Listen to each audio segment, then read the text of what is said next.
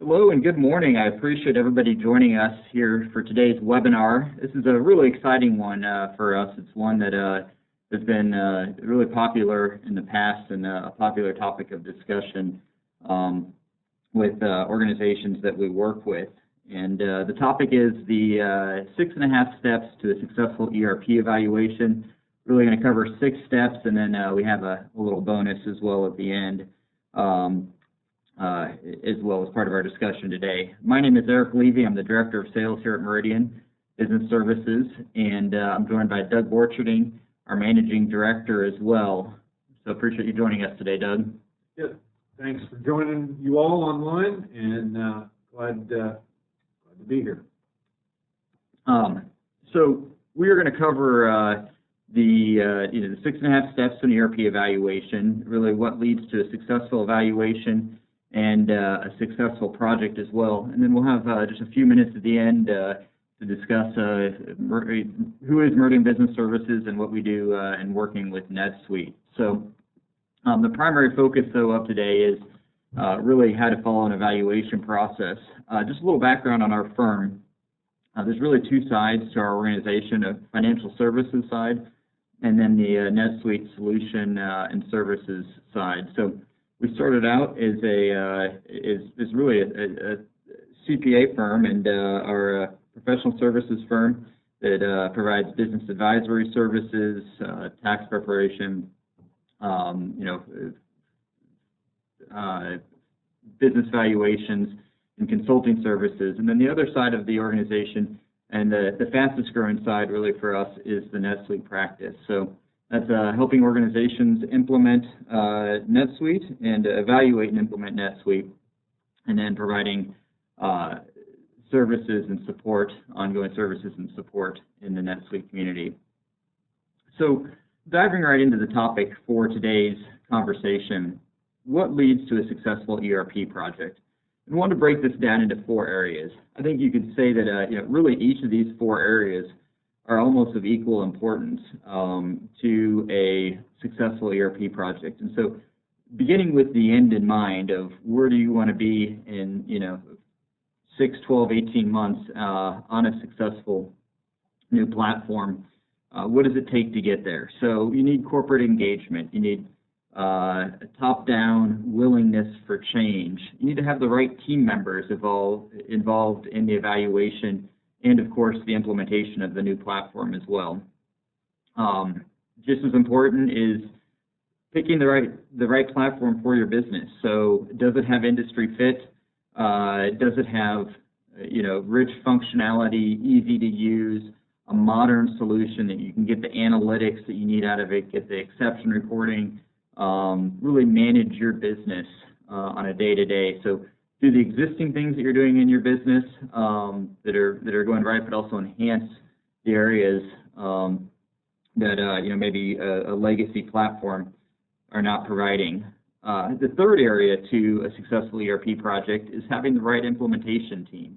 So you need the team members that not just the leadership team, but also, some of the team members that really have the industry and technical experience and knowledge to get it done. You need from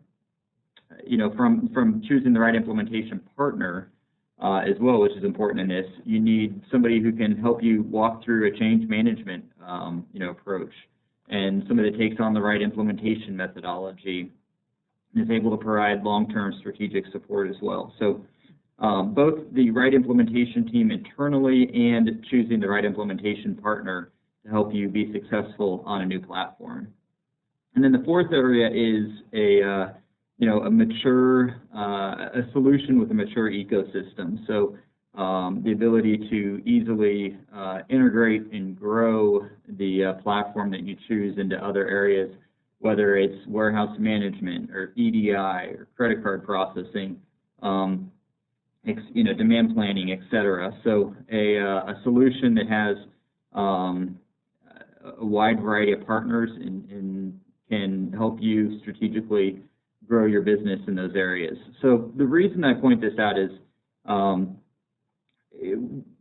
in a lot of cases, we've seen cases where an organization just focuses on one of these, and maybe it's the, industry fit. They, call, actually had this recent conversation along these lines with a distributor where they were in the middle of implementing a new platform. And I said, how did you choose that particular platform? And they said, well, we called, another company in our business, and this is what they said they run.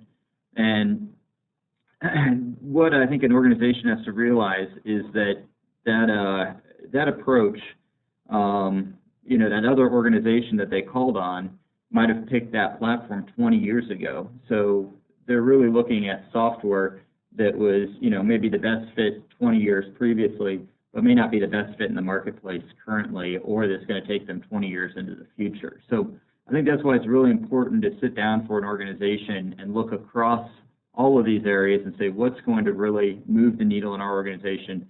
What is going to be successful for us in the next 20 years?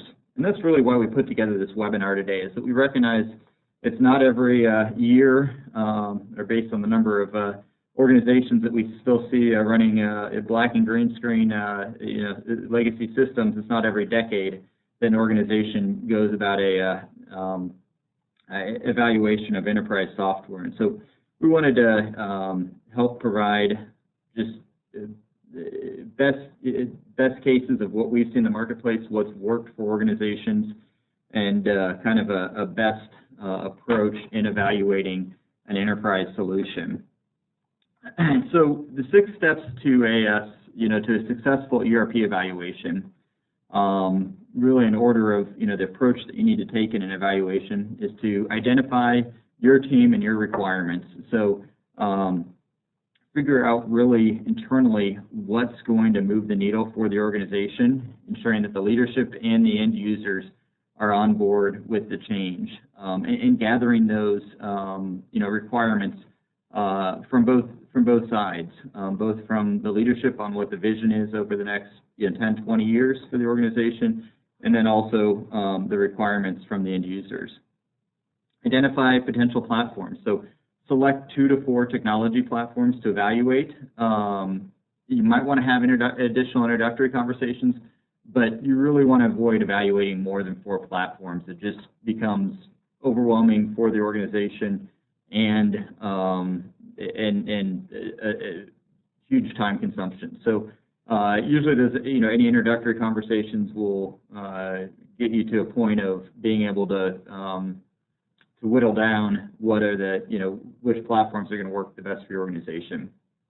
Then perform a discovery with each provider that you choose. So have each solution provider, provide access to the key team members on site for a half day to 2 days. It really depends on the size of the company and the complexity of the organization.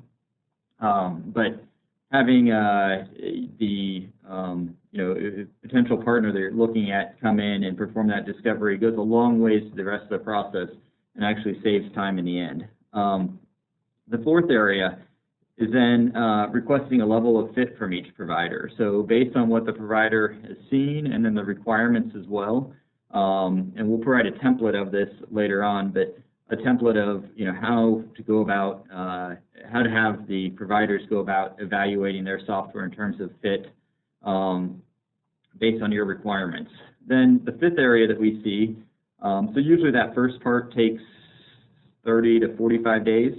Can go quicker, can last longer as well. But then getting into the 5th step, which is seeing a day in the life of demo, and once again setting aside anywhere from a half to 2 days, depending on the size of the organization, and asking the provider to prepare specific demos that will really show your business processes and allow you to see a day in the life of your organization. And typically those are broken out by departments, so each department might have 1 or 2 hours of demo, by the provider. So an hour or 2 for accounting, an hour or 2 for sales, an hour or 2 for warehouse management, etc. And then the 6th step is selecting the vendor and negotiating and reaching commercial terms. So selecting the right vendor based on the feedback that the team is given. We oftentimes see that as a weighted scorecard. Once again, we'll provide examples of that later on. And then ensuring, that scorecard both looks at the long-term functional fit, and then also the top priorities for the organization. We'll get into how to help define those priorities. Keeping in mind the total cost of organization, but not just basing it, the total cost of operation, but not just basing it on that, looking at the overall long-term ROI to determine the best fit for the platform. So, I mentioned this earlier, but I think one of the most important things in an evaluation process and the eventual implementation of a new platform is starting with the end in mind. So, what do you want to accomplish? And it needs to be more than just our current system is, reaching into life and we need to do a new system. I think an organization needs to think strategically about what is it that we want to accomplish in the next, in the next 6 to 18 months, or possibly even 36 months that will define success. So look at that from what we call a SMART goals, which are specific, measurable, attainable, relevant, and time-bound goals. So identify those 3 to 5 goals that will really move the needle in the organization. A couple examples are, in the next 3 years, we want to increase net income by 50% without staff growth. Or we want to grow e-commerce by 1,000%. Reduction in days sales outstanding by 7 days in the next 18 months, et cetera. So I think we need to define these goals, and then also define what happens, what happens if you don't do anything. So having the team understand why it's important to reach these goals, and why you need to have a timeline for having a system in place. And then I think the last thing that's important to identify is, are there any competing priorities that, implementing a new software platform is a large undertaking. And so if there are large organizational priorities, you want to make sure that fits into the right timeline as well. So for launching 2 new warehouse locations, or maybe DCs, and have a large capital investment, then, you might want to look at the timeline for implementing the solution, or there are options for financing or things like that. So that competing priorities comment, Derek, that you made there, if you could go back for just a second, is really critical. Over a 25-plus year career in enterprise software, I would say that, unless the ERP conversion is in the, generally the top or first priority for the organization, but certainly in the top 3, you ought to consider, delaying a project until it is top of the list. An ERP change-out crosses every organizational area of the business. There has to be a, top-down and bottom-up understanding of, the objectives, for the exchange. A compelling event may be the current system is being sunset, and you've got to make a change. But my experience would tell me that there are really 3 to 5 reasons to undertake this that drive the ROI of the business impact. They may not be as obvious as the ROI examples Eric has here. If you're on an older system, we've seen a compelling reason to do something is that the systems themselves become a recruiting tool. Systems can be so aged that new employees are reticent to come on board, or the cost of changing business processes becomes so high with an older system that you can't advance the business. But be mindful of why the change is necessary for your business, and move when it's a top 3 priority. Thank you, Doug. I think those are some excellent points. Along the same lines, the next step is, after you have those priorities or in line with establishing those priorities, are determining the right internal implementation team. So the committee that is evaluating software is typically executives with a long-term strategic vision for the organization. So recently went through an evaluation with a $75 million distributor, and the evaluation team was the CFO, the COO, the director of IT, purchasing manager, and the sales manager, controller, and warehouse operations. Of course, several end users were brought in for the functional flows, and they were consulted for the requirements. But ultimately, the team that had the vision for choosing the platform and the long-term vision for the organization was that senior leadership team.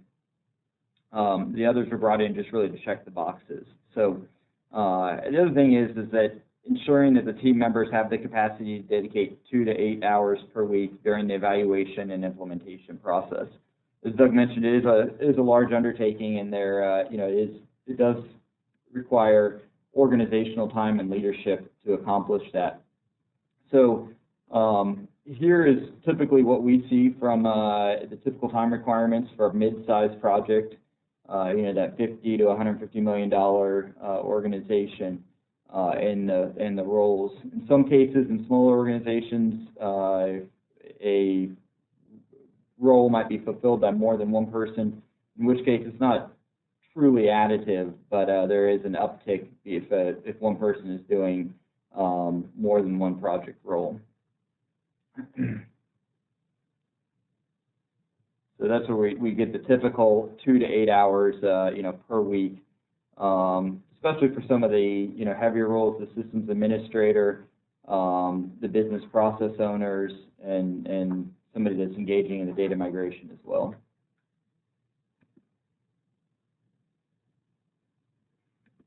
Then we. If you could go back just a second, Eric, and I think it's important to note that as compared to years past, I think we've often heard, from as early as 10, maybe 15 years ago, project teams being organized by, take your A players or, business process folks out of the business, focus them on the project, and backfill them.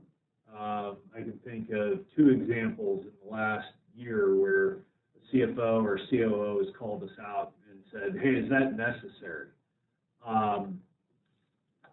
While I would say I wouldn't dissuade somebody from doing that if they can afford it, most organizations in small and medium business category in this day and age run so lean that it's just not possible.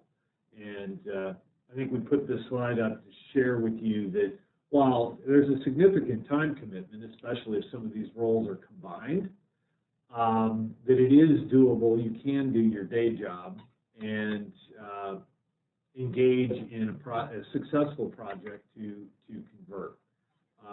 We've done it time and again. I think my experience has been that the project definition and the business process definition, the NetSuite in particular has done, lends itself to facilitating your internal teams being able to accomplish this. We'd be happy to discuss that in greater detail, but it's not a requirement to pull a team and then backfill them in this day and age. Good. Absolutely. That's good points there, Doug.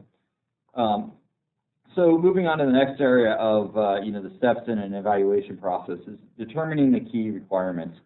So ensuring ensuring that your departmental leadership and the end users provide the requirements or wish list items. I'll provide a template, but typically this is done, in Excel, and is collected across the various departments within an organization. It's highly beneficial if that's prioritized or flagged as a wish list versus a requirement. So requirement is something that's absolutely necessary. A wish list is something that would be maybe future state or would be beneficial, and helping to prioritize this as well is very beneficial. So identifying pain is easier than knowing what's possible. So keep an open mind and be honest with yourself and the solution providers. I think that's a key. So understand what the current pains are, but also really try to think about the art of what's possible as well in the organization and where you want to go long term. Put a little bit differently there. Keep an open mind. Don't get so wedded to a given process. We realize, our team takes pains to understand that we deal with multiple companies evaluating software every day. The organizations that are involved in that process, may be the first evaluation they're going through in a decade or more. Don't get so wedded to a process that you can't kind of see the forest for the trees. Mixed metaphors, we talk about, don't pave the cow path. There's a reason that the software or the vendor has architected the system that way, and generally has hundreds, if not thousands, of installed customers that are using that process to their advantage. If a process is that hypercritical to your organization, that you've got to deviate, investigate the ways that can be configured or customized to fit, but keep an open mind enough to understand the reasons why it's been architected that way. There could be downstream interdependencies across, sharing data across the organization, or other reasons. And every time you encounter one of those, the cost can go up, if you force a configuration. Watchword is use the system out of the box at every possible opportunity, and collect an isolated small number of customizations and configurations that your organization in particular may require. So the second one in evaluating the requirements is, are there any business processes or solutions that can't change? And that's on to exactly what Doug was talking about there. Is having those custom solutions that may need to remain in place. And typically we reserve those for areas that are strategic to the business, that add value, that are a differentiator in the marketplace. But with less strategic business processes, then oftentimes it's better just to utilize, as Doug mentioned, the out-of-the-box process with the software. And then identifying all current technology systems. So looking through the organization and understanding what systems are in place, what systems are looking to be replaced, and also what systems are sacred cows or can't be swapped out, and identifying those in some kind of system architecture diagram and interdependencies as well. Both of those last 2 points are really what drives the necessity, at least from our perspective, in terms of why a discovery is so necessary. What we're really looking for is those, the big rock items. Where are those strategic processes that may be unique to you? And that, because we're trying to capture not only what the optimal configuration is, but what the level of effort to do the implementation. Those last two are, where are the key processes that may require some configuration, and where are the systems of record that are going to remain or that need to be interfaced to.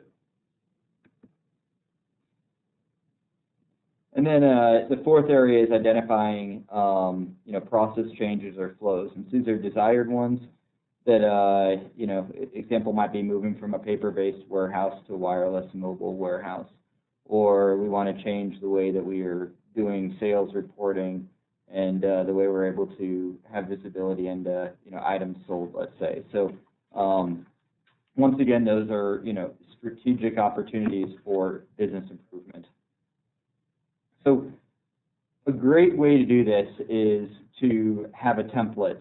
And here's an example of a template.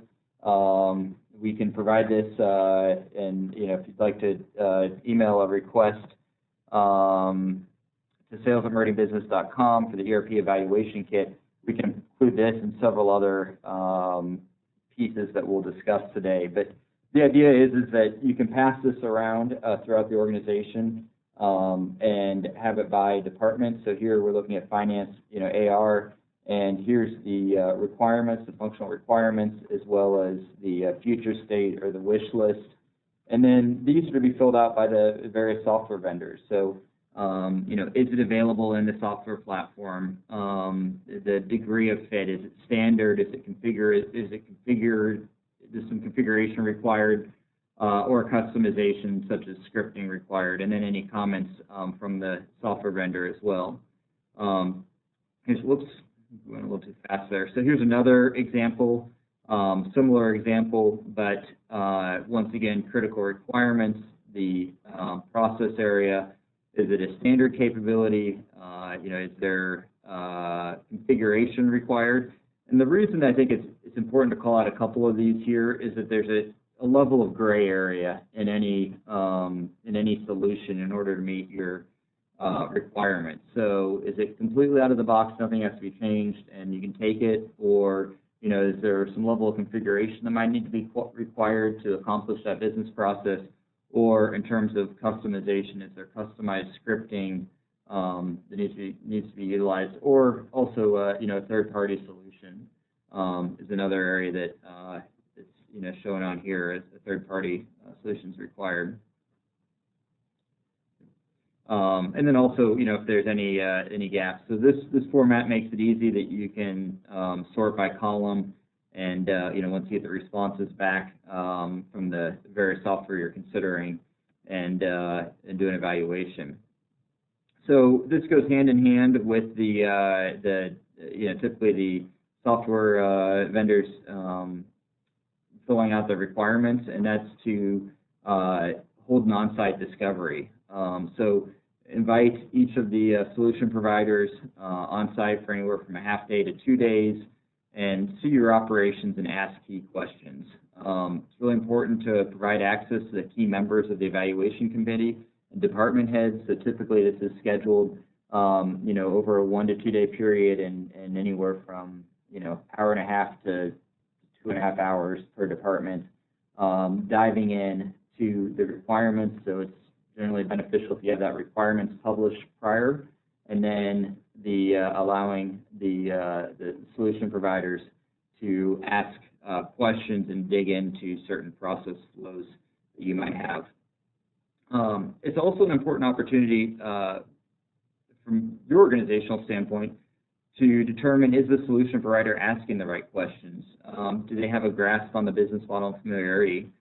Are they willing to challenge your organizational thinking? So I think this comes back to Doug's comment, is that you don't want to invest a lot of money in a new system only to pave the cow path. So is the solution provider that you're working with really allowing you to think outside the box, or are they just checking the boxes on their end? I think having somebody that will challenge the organization, but also be flexible enough to flex when necessary to your organizational needs. And then it's important to, do you enjoy working with them? Do they seem like good people, and somebody that you can sit in a room with for the next 6 to 12 months and get the project done? So I think that's as important as any. I think at this time with the on-site discovery, it's important to be prepared to show the solution provider your current systems, any documents you have, process flows, be ready with, invoice documents, forms, be able to log into your, your current system and show them the process flows. That goes a long way for a solution provider to be able to see your business in action. Then do a walkthrough, of course, of any of your operational areas of your warehouse, walk through any other physical spaces that would be beneficial to show.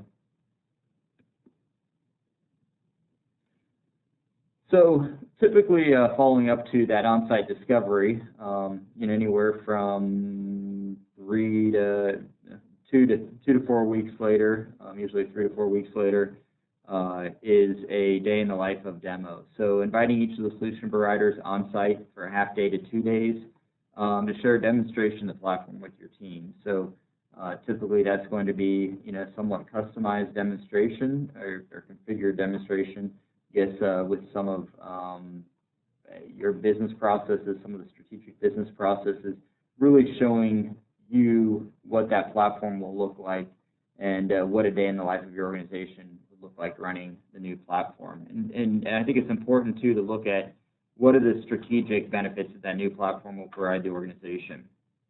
So then having scorecards prepared for the evaluation team to have an approach to a prescribed approach to evaluating the new software platform, and we'll go over that in a second here. I think it's really important. It's an interactive experience, so encouraging the evaluation team to ask questions at the appropriate time, discussing a process flow,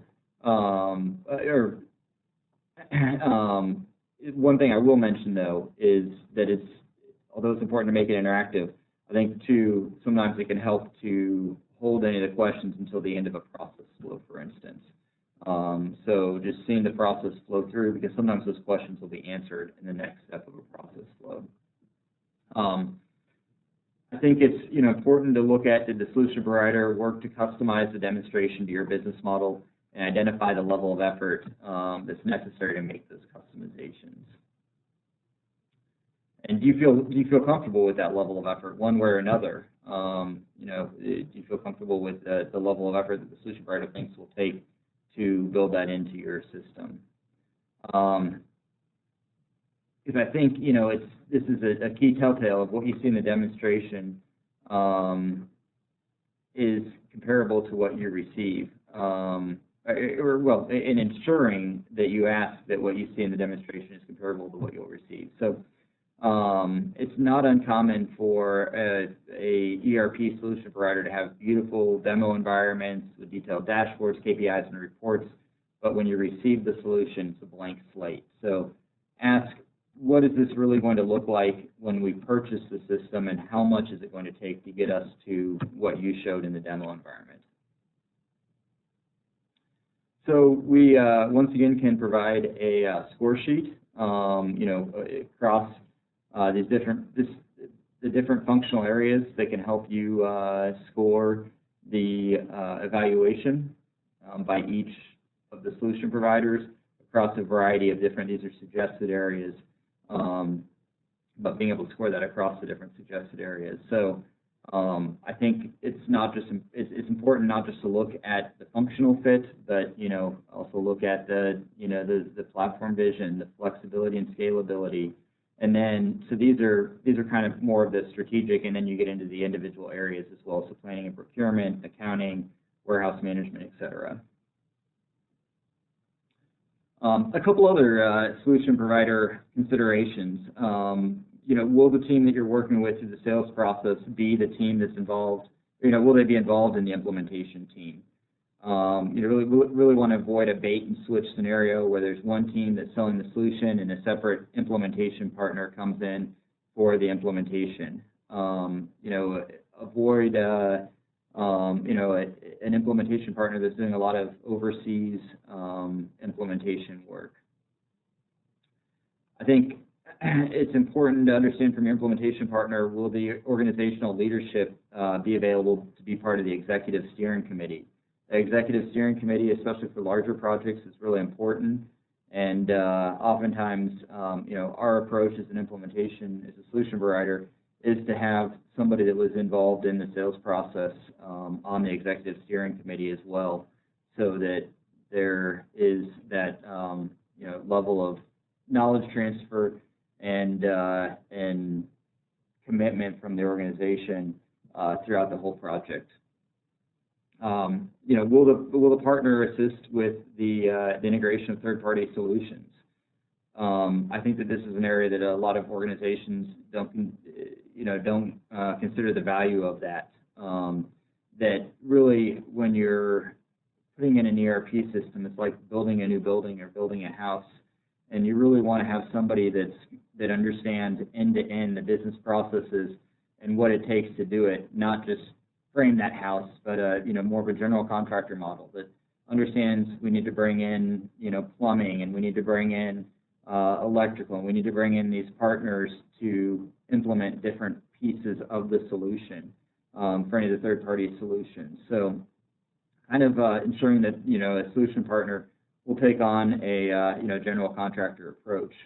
And then what training is available? One of the things that we recommend is starting training as early as possible, even at the start of the implementation, because then that means through the implementation, everybody's speaking the same terms. Everybody understands some of the out-of-the-box capabilities and what can be done. And that way you're not purely relying on your solution partner just saying, here, do everything for us, but your team is able to really engage in that process. And then how does the training take place? Is it on demand, classroom, virtual, et cetera? So just to really hit home the point on the importance of training, I think this is one of the keys to a successful project. And don't ignore the benefits of an incremental training plan. Starting in the beginning of the project, with just some of the fundamentals, the administrative fundamentals. So everybody's speaking the same language, everybody understands what's possible from the system. And then through the implementation and even ongoing training as well.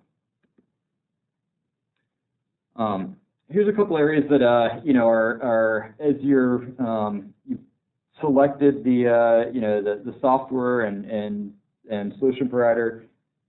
Couple areas to consider as well in negotiating commercial terms. You really want to consider your purchase a long-term commitment, and so in terms of the best commercial terms are going to be provided on a long-term advantage. Often when considering a 5-year term, for instance, an organization is going to receive the best commercial terms. Well, the staggered or the phased purchase of modules or users may provide a lower cost initially. A long-term better deal can be negotiated with the upfront purchase of the whole solution. So we get that question sometimes of, when should we purchase what? And oftentimes as a solution provider, we work with an organization to say, okay, here's where you're going to achieve the best long-term commercial terms and benefit in terms of your TCO. So I think that's important to keep in mind that, well, you might save a little bit in year one, your long, what are you really looking at for your long-term costs? And then, what are the budgetary or organizational risk factors that have the most impact on the business? And feel free to share those or discuss those with the solution provider. The options can be, surprising. So that's an important thing, is just having open conversations about what's possible. So understand the second area of consideration under the commercial terms is understanding your future technology needs and future negotiating leverage. So this is a question we get often asked, especially in providing software as a service. And I think it's really important that an organization doesn't underestimate the power for organizational growth, really to support the renewal contract and negotiation strength. So I think also leveraging the selected vendor's timeline to create a goodwill and a win-win scenario goes a long way, not just in terms of the initial purchase, but on through that partnership. Really, we look at it as a partnership, with our customers, and so those are remembered when when a timeline is established and met through the commercial terms. Most of the vendors in this day and age are publicly traded or driven on monthly or quarterly objectives, and don't disregard that in terms of your negotiation and factor that into your timetable. Because the point is that what drives those sales organizations is the quality and accuracy of their forecasts as they go forward, and their ability to do business on a timetable that's beneficial to their organization. They're for-profit entities. Understanding that this is a long-term decision for you, but that initial handshake is very important to them as well. The deposit into a collective goodwill account early stages does pay dividends long term. So I promised a little bonus that we went over the 6 steps to a successful evaluation. The bonus, that extra half step, is really implementation best practices. And this is another topic that we'll be doing a webinar on later this year, and we'll publish that. So keep an eye out for that. But just a sneak peek to it. A couple things to do is have a clear escalation path. With a defined final decision maker. Who's leading the project, and how does that get escalated to somebody who can say, this is the route that we're going to go. There will be some hard decisions to make in an implementation. No matter what solution you choose, there will be selections and decisions you have to make along the way, and having somebody that is the defined final decision maker goes a long ways. Following an incremental approach. Remember, it's a journey. It's not just an A to B destination. This is something that you're picking a software that you're looking to use for 10 or 20 years. And Rome wasn't built in a day. Your ERP, every process doesn't have to be done at go live. It doesn't have to be configured by go live. Look at phases and what's critical before go live, and what is what can maybe be extended beyond that. I think that's really one of the areas where we see projects, if a project is going to fall behind, it's because of that. It's because of not having a well-defined requirements, and not having a set expectation of what's required before go live and what can be done afterwards. Have an administrator on staff, who will be the NetSuite administrator starting day 1, and utilize those training courses for the key business users. We provide recommended courses for NetSuite that start, like I said, from almost day 1 of the implementation, and then go on. And training, can't overstate the importance of training. That really leads to a successful course and to a successful implementation, and allows an organization to, in some cases take on part of the organization, but definitely to take on ownership after go live. And that's a critical aspect as well. You need to own the software, and not that you can't be reliant on a solution provider to be there for strategic support and help. You don't want to turn to them for every question. You want to own the software, and that ownership comes early on in the project from understanding the capabilities, what can be done, and being a part of the implementation. A couple don'ts. Do not run systems in parallel. That's, once again, another topic for another webinar, another day, but it's we have a blog post on our website if you're interested in why. But a couple of just quick thoughts on that are, 1, your processes change, so your reporting can change. It's very hard to reconcile when you have new processes versus old processes. Where the problem lies. 2, you're creating duplicate entry of data for your team. You're killing your team by doing that. And 3, you just got to pull the Band-Aid and move to a new system. We see, organizations that have tried to run systems in parallel are in much worse case than an organization that just says we're going to pull the Band-Aid, we're going to rip it off, and know that the direction we're moving forward is solid. And then highly avoid going live on January 1st. I highly recommend avoiding that. It's generally best to go live on the first day of the month if possible, but everybody thinks that a clean cutover on January 1 is a good idea, and on paper it is. It sounds like a good idea, but in reality, an organization, well, most people are off towards the end of December or are very busy with the end of December, end of year. Then coming out of the end of year, you have the close of the year in early January.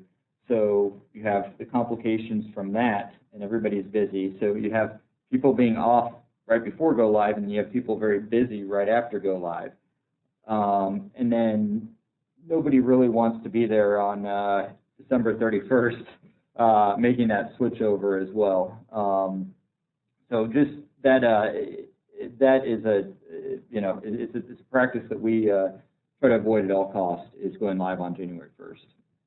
And the benefit is not substantial to doing that.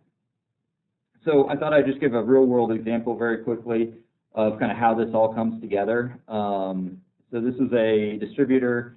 It's about a $100 million distributor in the Midwest. Their ERP evaluation committee was primarily executives with a long-term strategic vision, comprised of the CFO, the COO, director of IT, purchasing, sales manager, controller, and warehouse operations. Several of the end users, as I mentioned previously, were brought in to, during the demonstrations to check the boxes, but the primary decision makers were the senior leadership team. So during in this case, they took a 2-round demo approach, where the initial round was pretty brief from each of the organizations, I think 3 to 5 hours, and really looking for kind of out-of-the-box demonstration. After they published their discovery notes, they requested a high-level budgetary pricing from each solution provider, but that was only 10% of the score from round 1. And the evaluation committee scored all the vendors and made a group decision. So 4 vendors went into the round of 1. 2 came out of that and into round 2. They asked for specific process flows. They had scheduled calls with each of the remaining solution providers, answer any outstanding questions, did a discovery, an outside discovery in that timeline as well. And then they brought in the remaining, they brought in the 2 for a detailed day in the life of demonstration. And they made the vendor of choice, which happened to be us. We're excited for that. And commercial terms were reached, and then the implementation begins. So we'll have just a couple more slides of why we primarily work with the NetSuite platform. If you do have any questions about what you've seen so far, or are interested in the ERP evaluation toolkit, please feel free to reach out to sales@meridianbusiness.com. As I mentioned, we work exclusively with the NetSuite platform. In terms of where it stands in the marketplace, IDC is a third-party analyst firm. They rated NetSuite at the top of their what they call their MarketScape for all SaaS, which are really cloud platforms in the mid-market ERP solutions. And they lauded NetSuite in that all of the ERP modules run on a single database and a single code base. So e-commerce, CRM, ERP, everything is running out of one database, out of one consistent user interface, not trying to tie together different systems. That's the thing to watch out from different solution providers is, even different solution providers will have try to integrate their own CRM, from one division in the company with an ERP or an e-commerce from another, and that still requires integration and complexity versus the single code-based approach. And they said that attribute provides the quicker access to data relative to other solutions in the marketplace. One of the things I'll point out is that the size of the ball there is representative of the user base as well. So one of the other kind of factors that plays into that is having everything in one system. As I mentioned, the benefit of having all of the business processes in one unified solution versus kind of this, what we call the electronic spaghetti of trying to tie together these different solutions, whether it's, the accounting system with, inventory management with CRM, with e-commerce, et cetera. It leads to the electronic spaghetti. We're really seeing a shift in technology to having everything in one system to decrease fragmented data, reduce processes and silos. You don't have to have multiple user interfaces in that case. So we talked about the importance of making it a journey and not a destination in terms of implementing a solution. So really, we look at this stair-step approach from just starting off with elevating into expanding. So picking a few areas that will be a strong improvement in the organization, moving up into really at the high level having strong business intelligence and pricing and margin management. But you don't have to be all the way up here on day one with Go Live. You can make that into a phased approach. NetSuite is used by over 60,000 organizations globally in a wide variety of industries as well here. A couple screenshots from NetSuite. A lot of data and analytics through the dashboards. The dashboards are native, and it's a role-based system. So in this case, it's logging in as the role of a senior executive, seeing the key performance indicators, having reminders that help with managing by exception. Whereas here's the example of a project manager seeing the projects that are available, and the inventory manager seeing a different dashboard. Of course, it doesn't have financials, but sees days inventory on hand, inventory, how much inventory is currently being carried versus last year, et cetera. So the role-based dashboards are important to be able to surface the right information to the right individual, and then providing role-based exception by management. So these reminders helping everybody in the organization drive their day depending on their role. So in a warehouse, it might be orders to receive, whereas in sales, it's sales opportunities to close. And senior executive is maybe bookings with less than 15% gross profit are key indicators to that organization. NetSuite has a rich ecosystem that we talked about. What they call the Suite App Store, which is like the Apple App Store. Over 400 partners now that are part of that App Store and provide a variety of solutions within the App Store. So I think to wrap up, why we've chosen to partner with NetSuite and we see NetSuite as future-proof is that it's incremental, really the self-sufficiency in the administration. It's a comprehensive solution. Once again, that idea that it's a single code base, a single database. There are a lot of partners that have built natively integrated solutions and that maintain those solutions as part of that Suite App Store, and that plays into the strong ecosystem as well. Meridian is a strong local collaborative partner, and NetSuite, I think, is really providing innovative market-leading solutions, and those are driven through organic R&D. NetSuite is not going out and acquiring a lot of companies like some other software solutions to try to tie together a bunch of different solutions. NetSuite is investing a lot into R&D and to doing that internally without having to worry about trying to tie together a bunch of different systems. So once again, we really appreciate everybody joining us today. If you have any questions, please feel free to reach out via email. You can contact us at sales@meridianbusiness.com, and we'd be happy to provide a free copy of the ERP evaluation kit that we discussed. So once again, really appreciate everybody's time, and keep an eye out for our webinar in about 3 weeks' time on the Amazon effect and how to combat the Amazon effect. We'll have more details coming to you via email. So once again, appreciate everybody's time. Thank you.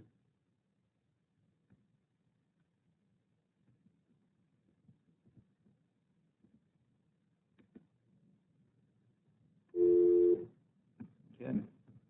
Sorry, I was That's good. distracted by Lance's email here. I haven't seen it. What's that?